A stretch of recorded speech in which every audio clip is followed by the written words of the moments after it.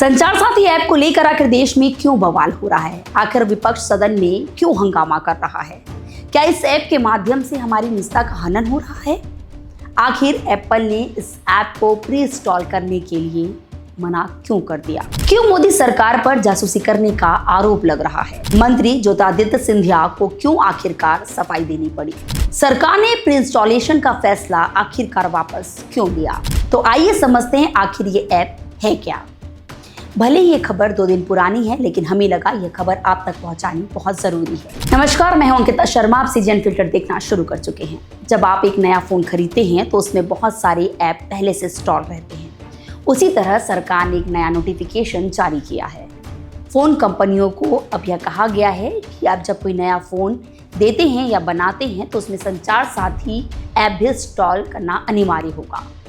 आखिर ये कैसे काम करेगा, इससे पहले हम आपको बताते हैं। संचार साथी डिपार्टमेंट ऑफ टेलीकम्युनिकेशन का एक आधिकारिक ऐप है। इसका उद्देश्य चोरी हुए फोन को ट्रैक और ब्लॉक करना है, फर्जी या क्लोन IMEI की पहचान करना और मोबाइल फ्रॉड को रोकना बताया गया है।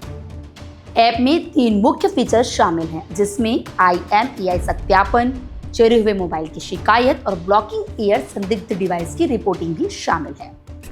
अगर आप इस ऐप को इंस्टॉल करके सिर्फ रजिस्टर करते हैं तो यह ऐप मांगता है फोन और कॉल का लॉग्स का एक्सेस, यानी SMS पढ़ने की अनुमति, स्टोरेज की पूरी पहुंच और कैमरे और गैलरी की परमिशन, यानी वो सब कुछ जिसे लेकर कोई भी नागरिक बेहद संवेदनशील होता है। और यही सवाल उठता है, क्या यह सुरक्षा का टूल है या सर्विलांस का एक नया हथियार?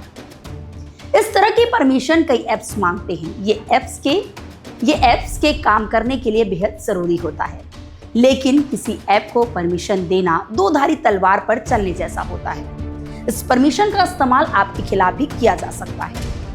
लोगों की चिंता भी यही है।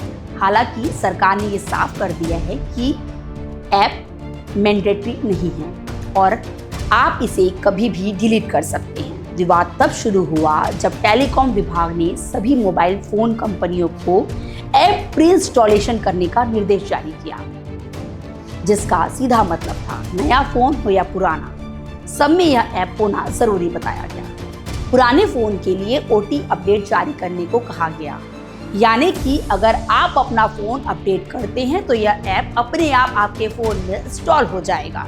जिसके बाद विपक्ष सांसदों ने तो इस संचार साथी ऐप की तुलना इजराइल स्पाइसवेयर ऐप यानी कि पेगासस तक से कर दी। संसद शीतकालीन सत्र के दौरान भी यह मुद्दा छाया हुआ दिखाई दिया। जहां विपक्ष दलों ने इसे बिग बॉस का मॉडल बताया, वहीं प्रियंका गांधी वाड्रा ने कहा यह नागरिक की प्राइवेसी का हमला है, यह जासूसी ऐप है। तो वहीं प्रियंका चतुर्वेदी ने सरकार पर तंज कसते हुए कहा यह तो बिग बॉस का सर्विलांस मोमेंट है। सोशल मीडिया और विपक्ष के भारी वजीहत के बाद सरकार ने सभी आरोपों को खारिज करते हुए कहा है कि ऐप न तो कोई निजी डेटा लेता है और न ही किसी प्रकार का निगरानी करता है। इसकी भूमिका केवल IMEI सत्यापन और चोरी के फोन को ब्लॉक करने तक सीमित है। सरकार कहती है ये ऐप चोरी और साइबर क्राइम को रोकने के लिए है, लेकिन सवाल यह है, क्या चोरी रोकने के लिए हर नागरिक के फोन में उनकी मर्जी के बिना निगरानी जैसे ऐप डाला जा सकता है? विपक्ष के प्रहार बढ़े, सोशल मीडिया पर लोगों का गुस्सा उबलने लगा और आखिरकार सरकार को कदम पीछे खींचने पड़े। प्री इंस्टॉलेशन का आदेश वापस लेना पड़ा। अब सवाल यह है, अगर ऐप इतना ही सुरक्षित और जरूरी था तो आदेश वापस क्यों लिया गया?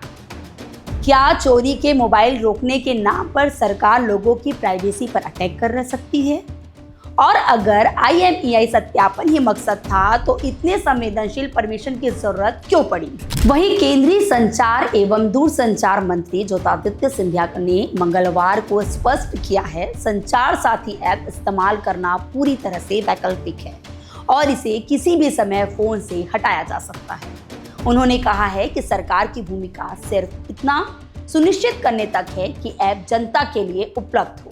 इसे इस्तेमाल करना है या नहीं कर रखना है या हटाना है, यह पूरी तरह से उपभोक्ताओं पर निर्भर है। रिपोर्टिंग के मुताबिक संचार साथी ऐप को लेकर सरकार ने मोबाइल फोन बनाने वाली कंपनियों के साथ एक वर्किंग ग्रुप में चर्चा भी की थी। हालांकि इसमें भी उन्हें निराशा हाथ लगी।